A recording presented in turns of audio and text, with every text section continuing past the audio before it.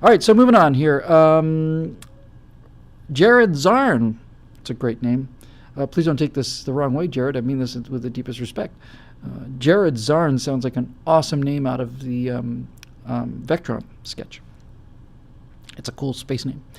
Jared Zarn says, long-time reader here since ye old eject days. God bless you, Jared. Thank you for the support. It's always been terrific to hear from people who go back that far.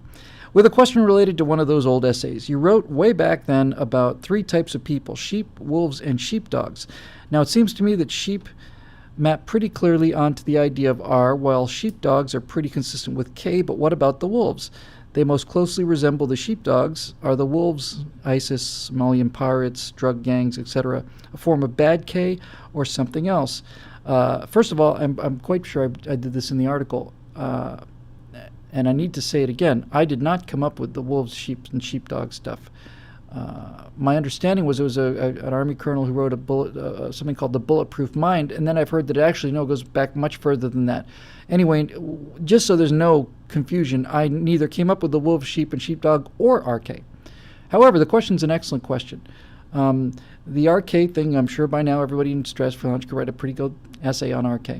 But the idea being that humans exhibit behaviors that sometimes appear to be R behaviors, which are the behaviors of herd animals whose success in life depends on their reproductive rate, and that sometimes humans exhibit K behaviors, which are the behaviors of predators, and their continued existence depends not so much on their reproductive rate, but rather on their fitness. So his question was, if the masses of people behaving as sheep, and sheep does not mean stupid, and sheep does not mean weak or anything, it just means, according to the way the wolf, sheep, sheepdog things break down, sheep just means people who don't want to hurt other people. Nothing wrong with that. It's perfectly normal and noble.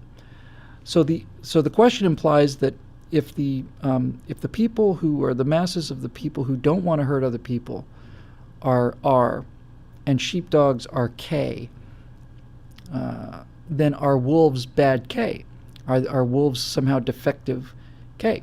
It's Lieutenant Colonel Dave Grossman. Thank you, Ohio Coastie. That sounds right to me. Dave Grossman sounds like the guy who came up with that. And maybe somebody got it before that. I just looked up there and saw it.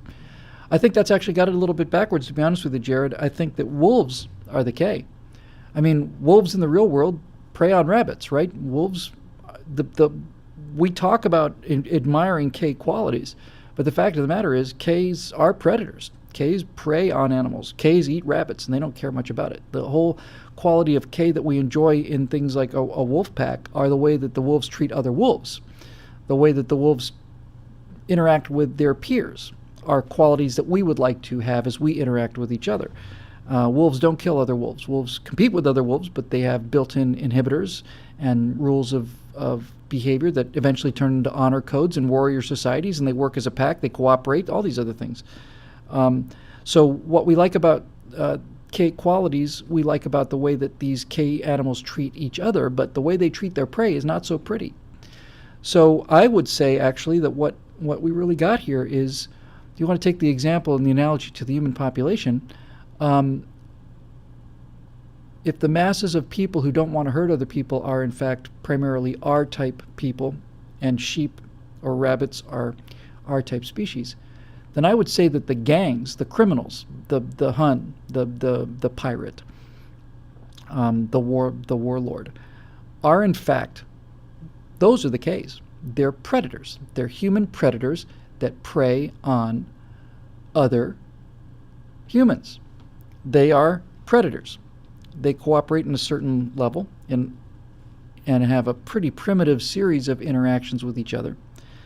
And so what does that make sheepdogs? What are sheepdogs? Sheepdogs are the freaks. Sheepdogs are the freaks. And I don't know that the analogy of sheepdogs exists anywhere else in nature. It might, but I don't think it does. In other words, in nature you have predators, and you have predator species. We're all predators. There's no wolves out here that are eating grass. We're all wolves. Every wolf is a predator. Likewise, sheep are all prey. There are no carnivorous sheep. There are no sheep that go out and kill other sheep or kill rabbits to eat. But humans, being as adaptive and versatile as we are, have the ability to be both. When I say both, I'm speaking to set the case, either. We have the ability to be either prey species, which are the villagers, who are peaceful, loving, kind, productive people, or we have the ability to be the wild horsemen that come down from the hills and rape all the women and burn the village and kill the men and steal the children for slaves and take all the crops and everything. And so we also have the ability to be predators. And because we can be either sheep or wolves as a species, because of our flexibility, you can probably see it makes some sense that in rare cases, you not only get people who can be either, you get people who can be both. And that, in my mind, is what a sheepdog is. And that's where the word comes from. It's a sheep wolf is probably a better term. It is a creature that has the killing tools of a wolf. They've got the teeth and the fangs of a wolf, but they have a sense of kindness and a sense of sympathy and compassion that wolves not only don't have, but can't have. You can't put compassion into a wolf, because if you make compassionate wolves, you won't have any more wolves. Wolves cannot have compassion for lambs, because if wolves have hesitation or compassion for lambs, it's tough enough being a wolf out there in the wintertime. If you build compassion into actual wolves or any actual predator, that species is going to go extinct. You cannot have a compassionate wolf. You can't have a wolf who goes, oh, that rabbit's injured, I can't eat that rabbit. It wouldn't be fair. Likewise, you don't have herd animals that have the tools to be carnivores. They don't have the teeth, they don't have the claws, they don't have the speed, they don't have the toughness. But humans, again, being so versatile, we have the tools and we have the mindset to be both. We have the ability to behave cooperatively, although sheep don't cooperate. Gently is probably a better word. Non-aggressively. We have the ability to work in large groups non-aggressively, as do sheep.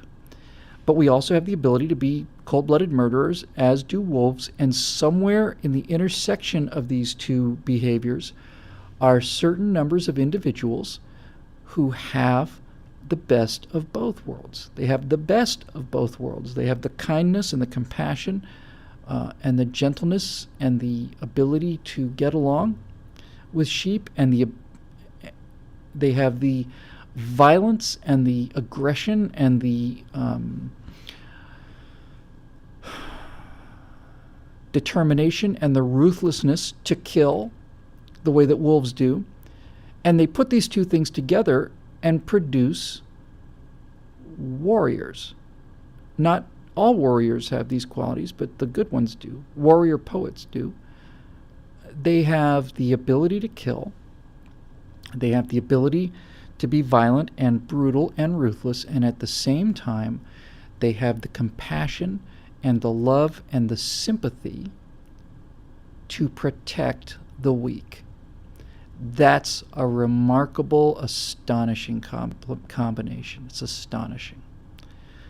Basically, what a sheepdog, what a human sheepdog is doing is it is a wolf who is saying, I am going to treat a lamb the same way as I would treat my own cub. It's really what it comes down to. I don't need to kill that lamb. I can nurture that lamb and I can take care of it. And in point of fact, it's even more amazing than that, because the quality of the human sheepdog is he will not only fight to protect the weak, he will in fact give his life to protect the weak. Altruism is a profoundly complex thing. It's the great human miracle, altruism. Altruism is so hard to explain on so many levels. Altruism is what has given molecular biologists such an enormous problem, and this whole idea of altruistic genes, or why a society would survive when certain individuals are willing to give up their ability to pass their genes on. You're going to die for somebody else's genes, according to genetic evolutionary theory. That is a dead end. Then you can get a little more sophisticated and realize if you have a population that has that quality in it in certain numbers, then that society becomes more capable of surviving, because a society that has people willing to sacrifice for the greater good can accomplish feats of coordination that bands of armed robbers never can, and that's self-evident. The United States is successful because we're tough and we're smart and we're decent. That's why we're so successful, because we're decent and we're smart.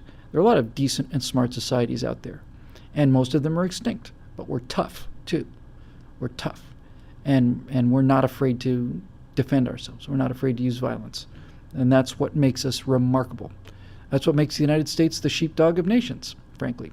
And in point of fact, if you really want to run with it, we are the defenders of the world. And Europe is waking up to the fact now, 70 years later, that as much as they mock the United States for being a bunch of warlike, knuckle-dragging savages, they have in fact benefited from us paying for their defense. Not just paying for their defense in terms of money that they don't have to spend. They don't have to buy aircraft carriers in Germany because American aircraft carriers protect the Germans. So they can spend that money on social welfare programs and acting like they're better than we are. But finally, what the Europeans are discovering is, hey, guess what? The Americans have elected a progressive European socialist as president of the United States. Yay! Except now they're beginning to realize, on second thought, I guess that means now no one is going to defend us against the wolves in Russia or China or wherever. They see actual wolves in Russia now, in Europe, and they don't like it.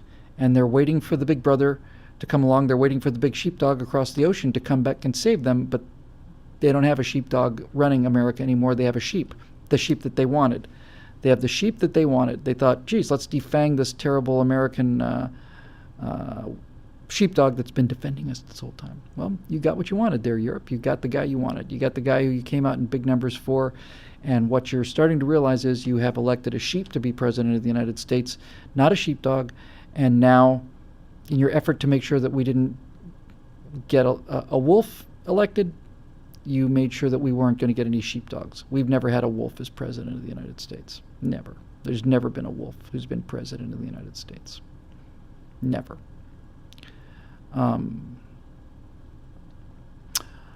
Some closer than others, but no. Well, you got your sheep, so good luck with that. Anyway, could do this all day, but hopefully that got to the basic of it. I think, Jared, the point, as I say, is not that there's something wrong with wolves. There's something wrong with sheepdogs. And I will go one last little beat on this thing to say that when you look at the third world,